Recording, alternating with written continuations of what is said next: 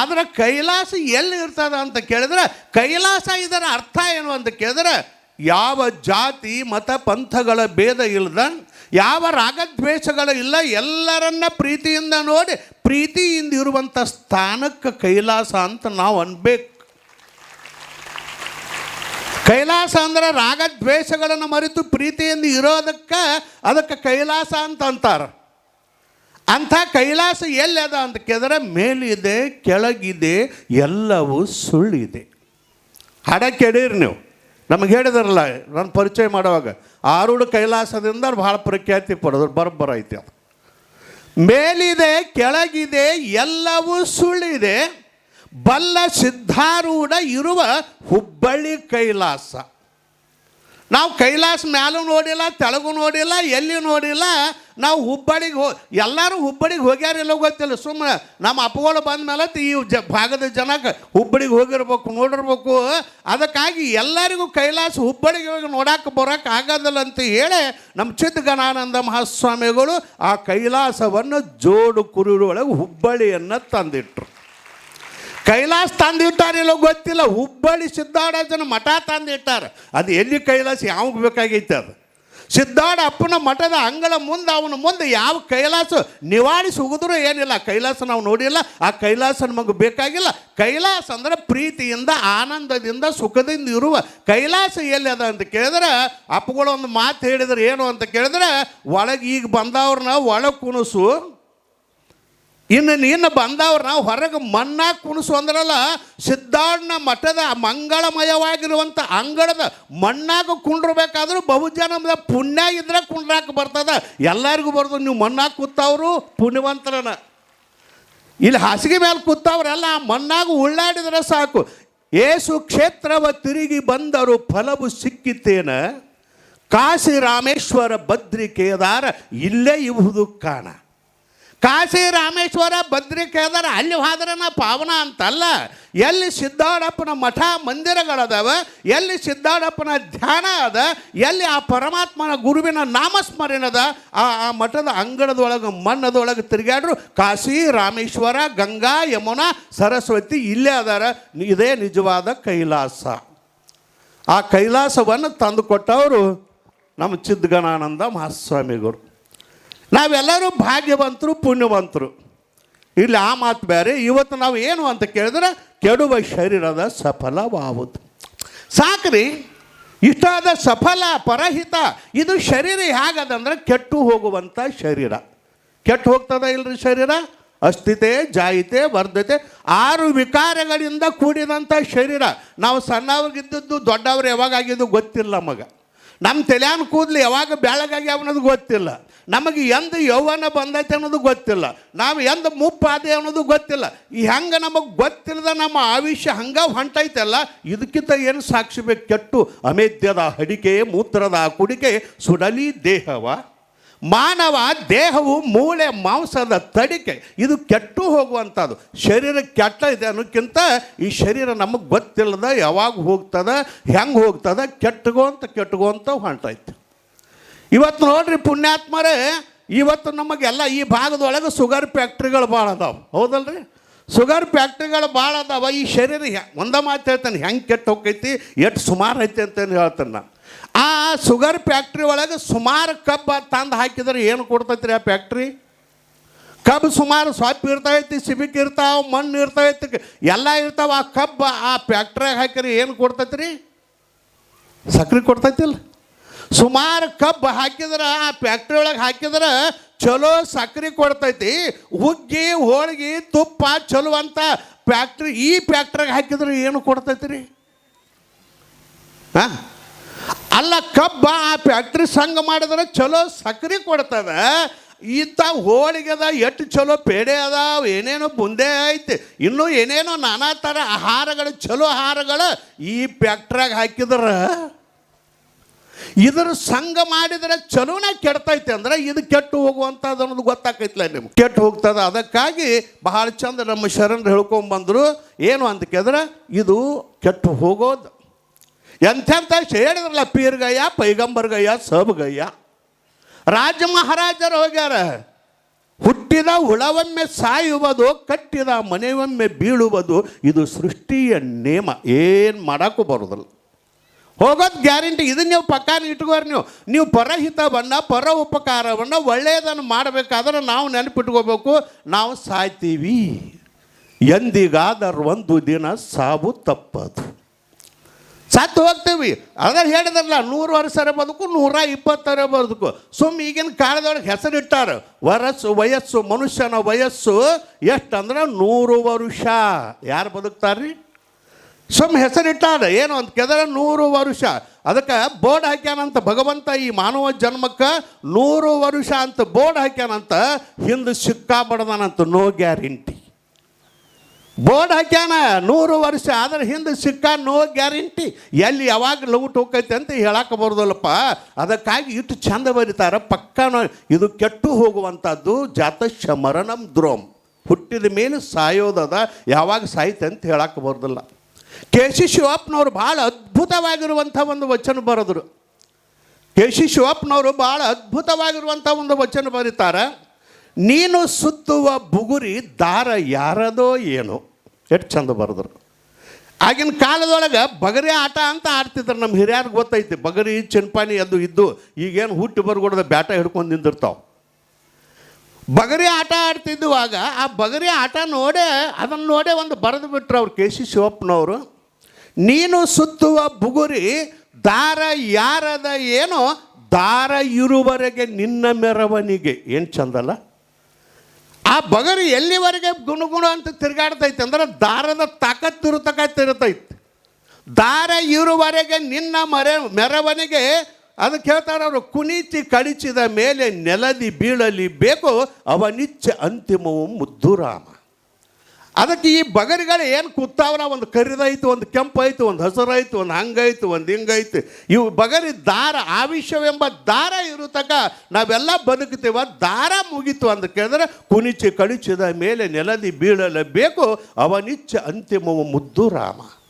ಅದಕ್ಕಾಗಿ ಪುಣ್ಯಾತ್ಮರ ಇಷ್ಟು ನೀವು ನೆನಪಿಟ್ಕೋರಿ, ಈ ಶರೀರ ಹೋಗೋದು ಗ್ಯಾರಂಟಿ. ಇಷ್ಟ ನೆನಪಿಟ್ಕೋರಿ. ನಾವು ಅಂದ್ರೆ ನಾವು ಪುಣ್ಯದ ಕೆಲಸ ಮಾಡೋಕ್ಕೆ ಬರ್ತೈತೆ. ಹೌದಪ್ಪ, ಹೋಗೋದು ಗ್ಯಾರಂಟಿ. ಆದರೆ ಯಾವಾಗ ಹೋಗೋದು ಅನ್ನೋದು ಗ್ಯಾರಂಟಿ ಅಲ್ಲ. ಇಂದ ನಾಳೆ ಅಂತ ಹೇಳಕ್ಕೆ ಸಾಯುದರೆ ಗ್ಯಾರಂಟಿ ಐತಿ ಇಲ್ಲಿ ನಿಮಗೆ.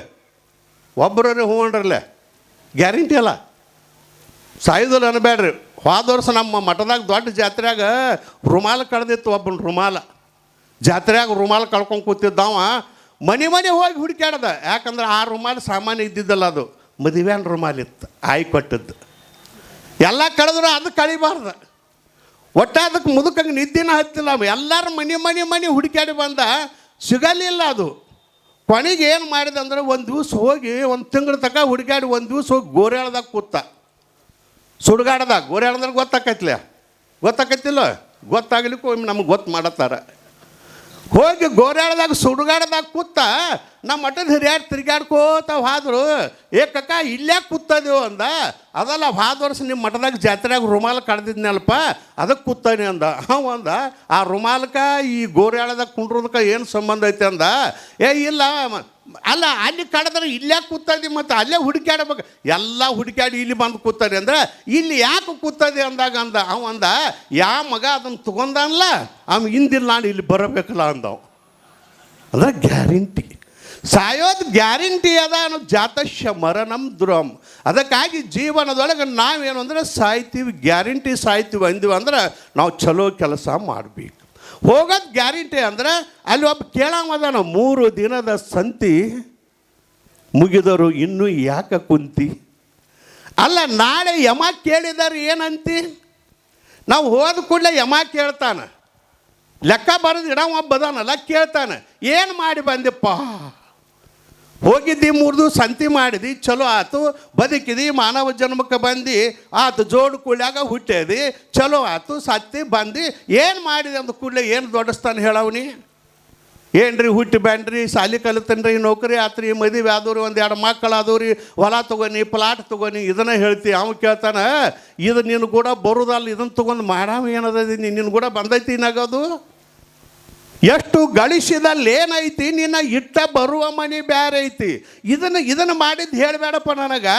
ಹೊಲ ತೊಗೊಂಡು, ಮನೆ ತೊಗೊಂಡು, ಎಲ್ಲ ತೊಗೊಂಡು, ಎಲ್ಲ ಮಾಡಿದೆ. ಅದಕ್ಕೆ ಹೇಳ್ತಾರೆ, ಮನೆಯ ಕಟ್ಟಿಸಿದೆ ಮಾಳಿಗೆ, ನಿನ್ನ ಹೊತ್ತುಕೊಂಡು ವೈವರು ನಾಳಿಗೆ, ನಿನ್ನ ಇಟ್ಟ ಬಂದ ಉನ್ನತಾರ ಹೋಳಿಗೆ, ನೀ ಮಾಡಿದ್ದು ಯಾರಿಗೆಲೆ ಕಸಬಾರಿಗೆ. ಕಡ್ಕೊಂಡು ಮಡೆಯೊಳ ಅಪ್ಪನವ್ರು ಬೇದ್ ಬಿಟ್ರು ಅವ್ರು. ಇಷ್ಟೆಲ್ಲ ಮಾಡಿದ್ದು ನಿನಗಾಗಿ ಏನು ಮಾಡಿದೆ ಅಂತ ಕೇಳಿದರೆ ಏನು ಹೇಳಮ್ಮ, ಅದಕ್ಕೆ ಏನಾರೇ ಮಾಡು, ಪರಹಿತವನ್ನು ಮಾಡು. ನೀ ತೊಗೊಂಡು ಹೋಗಕ್ಕೆ ಅದು ಒಂದ ಬರೋದಿಲ್ಲ. ಇದು ಯಾವುದು ನೀ ಗಳಿಸಿ ಅಲ್ಲ, ಇದು ನಿನ್ನ ಜೊತೆ ಬರೋದಿಲ್ಲ. ಧನಾನಿ ಭೂಮವು ಪಶುವೇಶ್ಚ ಗೋಷ್ಠಿ ಭಾರ್ಯ ಗರದ್ವಾರೆ ಜನ ಸ್ಮಶಾನಿ.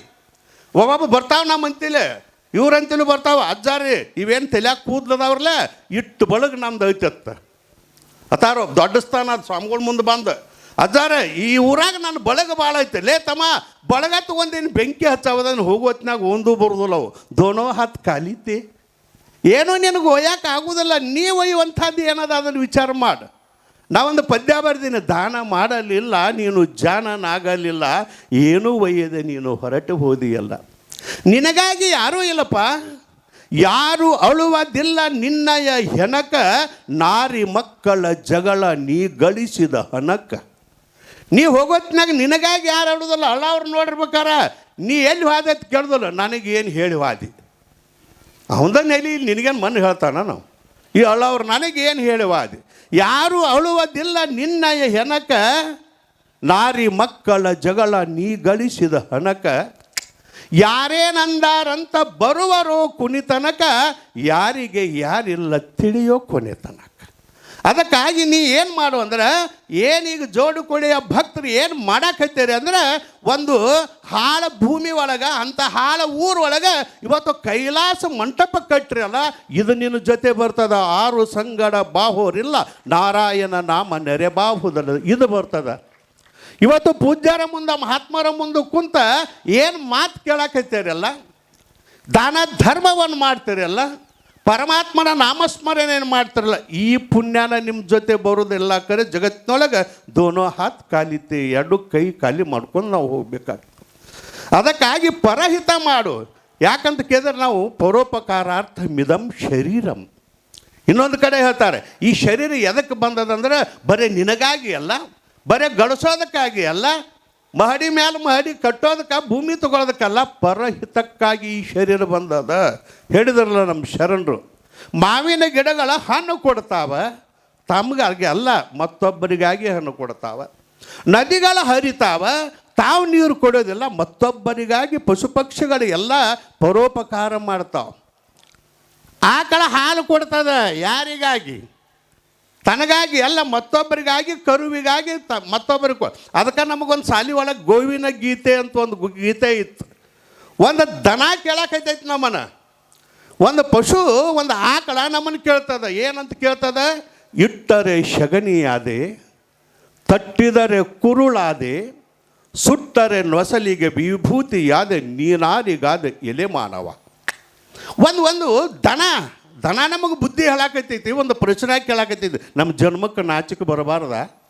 ಅದು ಕೇಳ್ತೈತಿ, ನನ್ನ ಶಗಣಿ ಎಷ್ಟು ಪವಿತ್ರ ಅದ ರೀ. ಇಟ್ಟರೆ ಶಗಣಿಯಾದೆ, ತಟ್ಟಿದರೆ ಕುರುಳಾದೆ. ಹೊಲಕ್ಕೆ ಹಾಕಿದ್ರೆ ಶಗಣಿ ಗೊಬ್ಬರ ಆಗ್ತದೆ, ತಟ್ಟಿದರೆ ನಮ್ಮ ತಾಯಿಗಳ ತಟ್ಟಿದರೆ ಕುರುಳಾಗ್ತದೆ. ಅಟ್ಟಾಲ ಅದು ಆಕಳತೈತಿ. ನನ್ನ ಶಗಣಿ ಎಷ್ಟು ಪವಿತ್ರ ಅಂದ್ರೆ, ಸುಟ್ಟರೆ ನೊಸಲಿಗೆ ವಿಭೂತಿಯಾದೆ. ಇವತ್ತು ಅಕಸ್ಮಾತ್ ಸಗಣಿ ಹಚ್ಕೊ ಅಂದ್ರೆ ಎಲ್ಲರಿಗೂ ಸಿಟ್ಟು ಬರ್ತೈತಿ. ಆದ್ರೆ ವಿಭೂತಿ ಹಚ್ಕೋತೀವಲ್ಲ, ಆ ವಿಭೂತಿ ಎದರಿಂದ ಆದ್ರೆ ಆಕಳತೈತಿ, ನನ್ನ ಶಗಣಿಯಿಂದ ವಿಭೂತಿ ಆಗೈತಿ. ಕೂಡಲ ಸಂಗನ ಶರಣರ ನೊಸಲಿಗೆ ವಿಭೂತಿಯೇ ಶೃಂಗಾರ. ಎಷ್ಟು ಚಂದಲ್ಲ ಅದು. ಆಕಳಂತದ ಶಗಣಿ, ನಂದು ಶಗಣಿ ಇಟ್ಟು ಉಪಯೋಗ ಆಯ್ತು, ನೀ ಯಾರಿಗಾದ ಎಲೆ ಮಾನವ. ಇನ್ನೊಂದು ಮಾತು ಕೇಳ್ತಾ, ಅದು ತಬಲ, ಪೇಟೆ, ದಮಡಿ, ತಬಲ, ಪರಮಾತ್ಮನ ಸಿದ್ಧಾವಡ ಅಜ್ಜನ ಮಠದಾಗ ನಗಾರಿ ಎದರಿಂದಾಗೈತಿ? ಆಕಳ ಚರ್ಮದಿಂದಾಗೈತಿ. ನಿಮ್ಮ ಚರ್ಮ ಸುಲಿದನಂದ್ರೆ ಸಿಟ್ಟು ಬರ್ತೈತಿ ನಿಮಗೆ. ನಿಮ್ಮ ಚರ್ಮ ತಗೊಂಡು ಏನು ಮಾಡೋದೈತಿ? ನಿಮ್ಮ ಚರ್ಮ ತಗೊಂಡ ಆಕಳ ಒಂದು ದಿವಸ ಬೇಡ, 2 ದಿವಸ ಇಟ್ಟರೆ ಹೊಲಸು ನಾರಾಕತ್ತೈತಿ. ಎಬಸರಪ್ಪ ಲಗುಟ್ಟು ಎಬಸರು ಹೆಣ ಆತಾರ. ಆಕಳ ಎಂದು ಸತ್ತು ಹೋಗೈತು, ನನ್ನ ಚರ್ಮ ತಬಲ ಆಗ್ತದ, ದೇವ್ರ ಗುಡಿ ಒಳಗೆ ನಗಾರೆ ಆಗ್ತದ, ಶಿವಭಜನೆ ಮಾಡಕ್ಕೆ ದಮಡಿ ಆಗ್ತದ.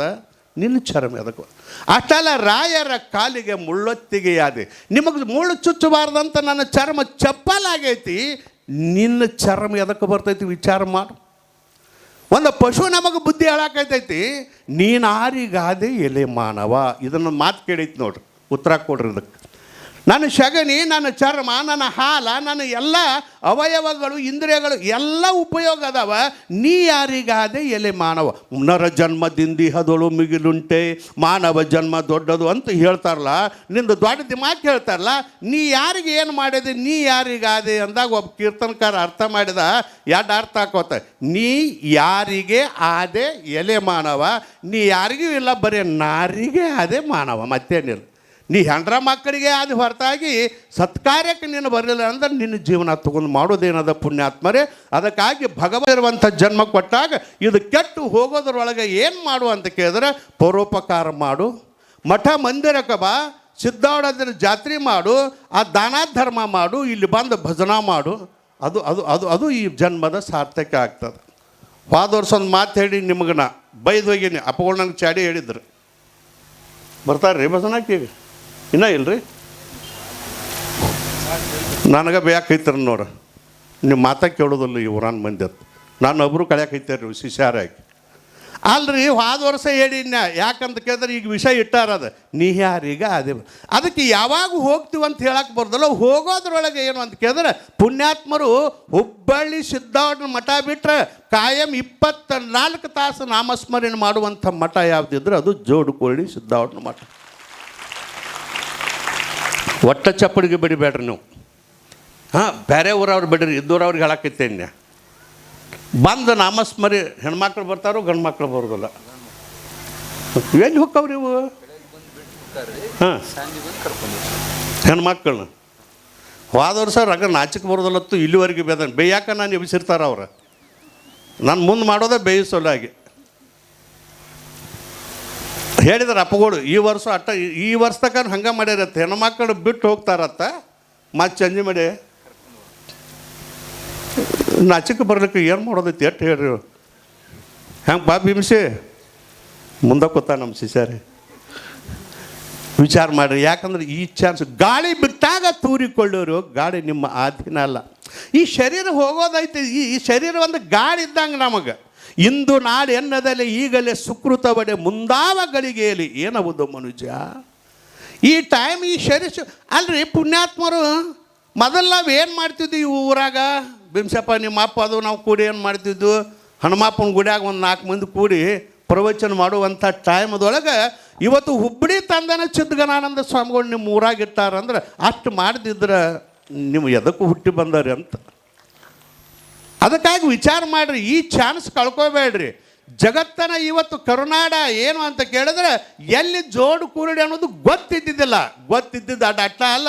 ಇವರ ನಮ್ಮ ಶಿಷ್ಯರ ಇವರೆಲ್ಲರೂ ಕೂಡಿ ನಿಜವಾಗಿ ನಾ ಹೇಳ್ಬೇಕಂದ್ರೆ ಮಠ ನನಗೆ ಇಲ್ಲೇ ಕಟ್ಟು ಅಂದಾರ ಹುಣ್ಸಾಳ್ಕಿಂತ ಮೊದಲು. ಇವರ ಶಿಷ್ಯರ ಕೂಡಿ ಅಪ್ಪ ಇಲ್ಲೇ ಕಟ್ಟಬೇಕು ಮಠ ಅಂದಾಗ ಊರಾಗ ಒಂದು ಬಸ್ ಬಿಟ್ರೆ ಮತ್ತೊಂದು ಬಸ್ ಇಲ್ಲಪ್ಪ ಒಲ್ಲೆ ಅಂತ ನಾವು ಹುಣ್ಸಾಳಕ್ಕೆ ಇಟ್ಟರೆ ಇವತ್ತು ಅಂಥ ಊರೊಳಗೆ ಬಂದು ಇಂಥ ಸಿದ್ಧಾಡಪ್ಪನ ಮಠ ಕಟ್ಟ್ಯಾರ ಅಂದ್ರೆ ನೀವು ವಿಚಾರ ಮಾಡುವಂಥದ್ದು ಈ ಚಾನ್ಸ್ ಕಳ್ಕೊಬೇಡ್ರಿ.